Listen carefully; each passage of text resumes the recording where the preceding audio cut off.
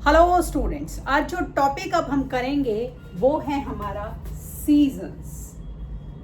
तो अब हमने ना मॉनसून के पैटर्न कर लिए, क्लाइमेट के पैटर्न्स कर लिए। तो अब इन पैटर्न्स की वजह से मेनली हमारे देश में 4 तरह के सीज़न क्रिएट होते हैं।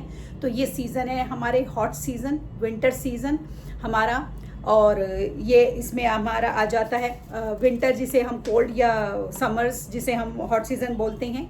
फिर हमारा एडवांसिंग मानसून और चौथा हमारा रिट्रीटिंग मानसून। तो सबसे पहले हम जिस सीज़न के बारे में पढ़ेंगे वो है हमारा कोल्ड वेदर सीज़न, जिसे हम विंटर सीज़न बोलते हैं। तो विंटर सीज़न का क्या हमारे देश में किस तरह से ऑनसेट होता है, कौन से मंथ में होता है। तो ये जो हमारा विंटर सीज़न है करीब मिड नवंबर से नॉर्दर्न इंडिया में शुरू होता है और फरवरी तक चलता रहता है। दिसंबर जनवरी करीब हमारे ये कोल्डेस्ट मंथ होते हैं। नॉर्दर्न पार्ट के बारे में हम बात कर रहे हैं, और यहाँ पर जो टेम्परेचर है वो करीब 10 डिग्री से लेकर 15 डिग्री सेल्सियस तक हमारा जो नाइट में है या अर्ली मॉर्निंग में है टेम्परेचर रहता है, और दिन के समय ये करीब 24 से 25 डिग्री तक टेम्परेचर रहता है। डेज जो होते हैं हमारे वार्म्स होते हैं, नाइट हमारी कोल्ड होती हैं, फ्रॉस्ट बड़ा कॉमन सा पार्ट होता है, और जो हमारे हायर स्लोप्स है हिमालयाज के वहाँ पर लोगों को स्नोफॉल भी देखने के लिए मिल जाती है। इस सीज़न में जो हमारी नॉर्थ ईस्ट ट्रेड विंड्स होती हैं पूरी कंट्री में प्रिवेल रहती हैं। जो वेदर है यहाँ पर इस सीज़न में करीब जो काफ़ी हद तक जो हमारा स्काई है वो क्लियर रहता है, और विंड्स जो हैं हमारी काफ़ी फीबल रहती है, मूवेबल होती हैं। एक जो कैरेक्टरिस्टिक्स फीचर है हमारा इस कोल्ड वेदर सीज़न का वो है हमारा inflow of cyclonic disturbances from the west and the north west, जो कि हमारे नॉर्दर्न प्लेन्स पर लो प्रेशर सिस्टम को क्रिएट करती हैं। ये बेसिकली हमारी ओरिजिनेट होती हैं मेडिटेरेनियन सी और वेस्टर्न एशिया के ऊपर से, जो कि इंडिया में हमारी मूव करती हैं, और वेस्टर्नली फ्लो के साथ साथ हमारे इस पैटर्न को क्रिएट करती हैं। इनकी वजह से विंटर्स में हमारी रेन होती है और कभी कभी माउंटेन्स पर स्नोफॉल हो जाती है। जो टोटल अमाउंट ऑफ विंटर हम बोलें उसमें उसे हम लोग महावत के नाम से पुकारते हैं, क्योंकि छोटा होता है और ये बड़ा इम्पॉर्टेंट होता है हमारे लिए ये सीज़न, क्योंकि जो हमारी रबी की क्रॉप होती है वो इसी सीज़न में सॉ की जाती है। यहाँ पर जो पेनिनसुलर रीजन है हमारे देश का, वहाँ पर इतनी ज़्यादा ठंड नहीं पड़ती है। ये मेनली नॉर्दर्न रीजन में ज़्यादा ठंड पड़ती है हमारे कोल्ड सीज़न के लिए। अब हमारा दूसरा सीज़न आता है हमारा समर्स जिसे हम बोलते हैं हमारा हॉट वेदर सीज़न। तो ये जो हमारी समर सीज़न आता है ये हमारा इसमें हमारी जो ग्लोबल हीट बेल्ट है वो नॉर्थवर्ड की तरफ शिफ्ट हो जाती है, और ये करीब जो हमारा हम बोले इसको जो समर का सीज़न है हमारा हॉट वेदर सीज़न इसे हम बोलते हैं, ये हमारी कंट्री में प्रिवेल करता है। टेम्परेचर बहुत हाई होता है, एयर प्रेशर जो होता है वो लगातार गिरता रहता है। इस हॉट वेदर सीज़न का एक स्ट्राइकिंग फीचर होता है जिसे हम बोलते हैं लू। आपने सुना होगा, और अगर आप नॉर्दर्न इंडिया के आसपास के हिस्सों में रहते हैं तो आपने लू को काफ़ी हद तक एक्सपीरियंस भी किया होगा। तो ये जो लू होती हैं ये क्या होती हैं, ये बड़ी strong gutsy hot dry winds होती हैं जो कि पूरे हमारे नॉर्थ और नॉर्थ वेस्टर्न इंडिया में फ्लो करती हैं, और इनमें जो डायरेक्ट एक्सपोजर होता है विंड्स का कई बार वो फैटल भी होता है। फैटल शब्द का क्या मतलब होता है कि वो हमारे लिए जानलेवा हो सकता है, ये इतनी हमारे लिए खतरनाक होती हैं। यहाँ पर डस्ट के स्टॉर्म्स बड़े कॉमन होते हैं मई के महीने में नॉर्दर्न इंडिया में, और ये स्टॉर्म्स की वजह से कभी कभी टेम्पररी रिलीफ कुछ घंटों का यहाँ पर लोगों को टेम्परेचर में मिल जाता है, क्योंकि कभी कभी ये अपने साथ लाइट रेन या कूल ब्रीज ले आते हैं। अब क्या होता है, जो हमारा वेस्ट बंगाल है वहाँ पर क्योंकि ये बैसाख के महीनों में आती है तो इसे काल बैसाखी के नाम से भी जाना जाता है। Calamity for the month of Baisakh इसे हम बोलते हैं।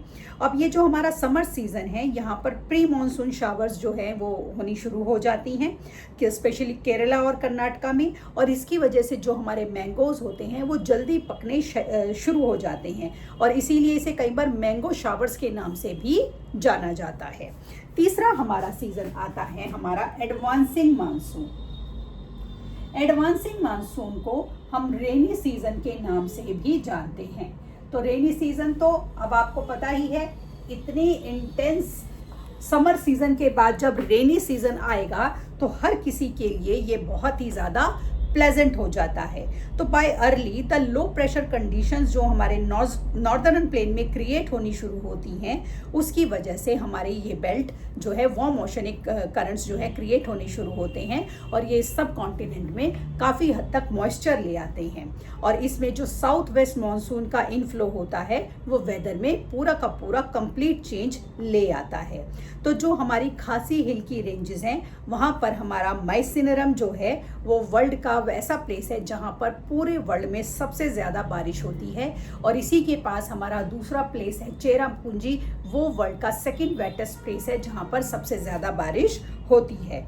तो बहुत सारे जो फिनोमिनाज हमारे मॉनसून के साथ अटैच हैं वो क्या होते हैं, उन्हें हम ब्रेक्स इन रेनफॉल बोलते हैं।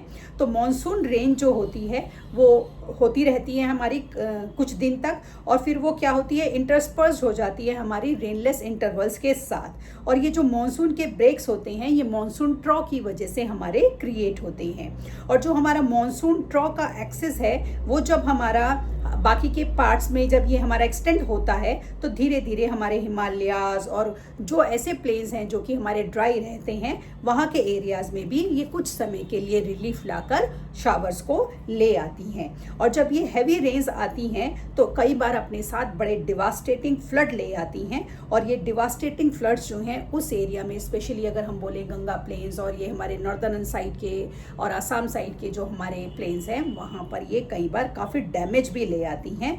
और मानसून रेन्स की वजह से काफ़ी हद तक हम बोलें इनको ना हम अनसर्टेन भी बोल देते हैं क्योंकि कई बार तो ये इतना ज़्यादा डैमेज ले आते हैं लाइफ एंड प्रॉपर्टी का कि वो बहुत ज़्यादा हमारा अनबियरेबल हो जाता है। और ये जो ऑल्टरनेशन है ड्राई और वेट स्पेल्स का ये कई बार इंटेंसिफाई हो जाता है, कई बार ये इतना इंटेंसिफाई हो जाता है कि देश के एक ही हिस्से में तो बाढ़ आ रही है और देश के दूसरे हिस्सों में बारिश ही नहीं हो रही। और क्योंकि बारिश नहीं हो रही है तो फसल के लिए लोग जो हमारे फार्मर्स हैं उनकी लैंड जो है वो बिल्कुल ख़राब हो जाती है। तो ये भी फिनोमिना इसकी इंटेंसिफिकेशन की वजह से क्रिएट हो जाता है। इसे हम कई बार इर्रेगुलर अराइवल भी बोल देते हैं या इर्रेगुलर रिट्रीट भी बोल देते हैं कि मानसून समय से पहले चला गया कुछ एरिया में और कुछ एरिया में समय के बाद आया। तो वो इतना लेट आया और इतना जल्दी चला गया कि कुछ एरियाज जो थे वो बारिश होने से बचे रह गए और बारिश वहाँ पर हो ही नहीं पाई।